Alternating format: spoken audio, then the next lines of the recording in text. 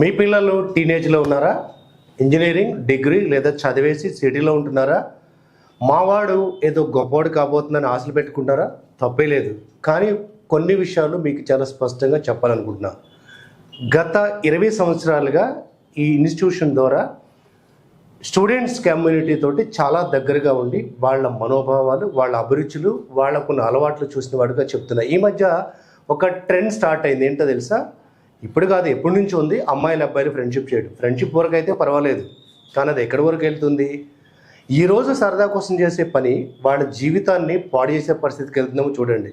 సిటీస్లో ఉన్న వాళ్ళకి ఈ ఫ్రెండ్షిప్తో పాటు ఏమైందంటే నైట్ 9 తర్వాత తెల్లవారుజాము 3 వరకు తిరగడం అలవాటైంది. అబ్బా మా వాడు చాలా పాష్ అండి, మా అమ్మాయి చాలా పాష్ అండి అని గర్వంగా చెప్పుకుంటున్నారేమో. రేపొద్దున వాళ్ళ జీవితాన్ని నరకంలో నడిపించేది ఒక భయంకరమైన అలవాటు. అది వాళ్ళేం తప్పు చేయకపోవచ్చు, ముందు వాళ్ళ లైఫ్ సైకిల్ దెబ్బతింటుంది, వాళ్ళ హెల్త్ దెబ్బతింటుంది, వాళ్ళకున్న అలవాట్లు మొత్తం మైండ్ సెట్ మారిపోతుంది. సో మీరు ఎవరైనా మీ పిల్లలు కనుక సిటీలో ఉంటున్నట్లయితే 3 విషయాలు గుర్తుపెట్టుకోండి. ప్రొద్దున్న నుంచి సాయంత్రం వరకు వాళ్ళు ఏం చేస్తున్నారు ఒక్కసారి అడగండి. నాన్న బాగా తిన్నావా, బాగా చదువుతున్నావా, హాస్టల్ బాగుందా, తిండి బాగా పెడుతున్నారా? ఓకే, ఇది తప్పులేదు. దాంతోపాటు నువ్వు ప్రొద్దున ఎన్నింటి లేసావు, సాయంత్రం ఎన్నింటి పడుకున్నావు, ఈ మధ్య ప్రతి గంటకి ఏం చేసావు పూర్తిగా అడగండి. అప్పుడప్పుడు అడుగుతుంటే వాళ్ళకి తెలుస్తుంది.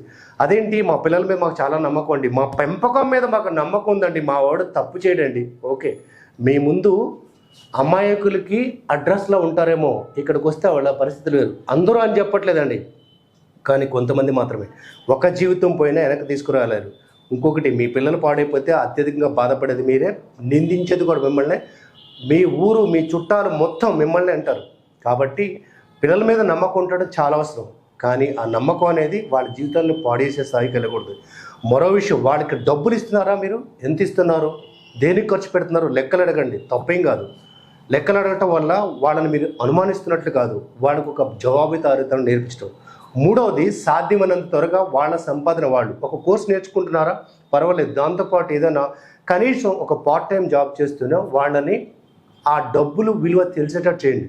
అదేంటంటే మా వాడే పని చేయడండి, మా వాడు మహారాజు అండి, మహారాణి అని అనుకుంటున్నారా?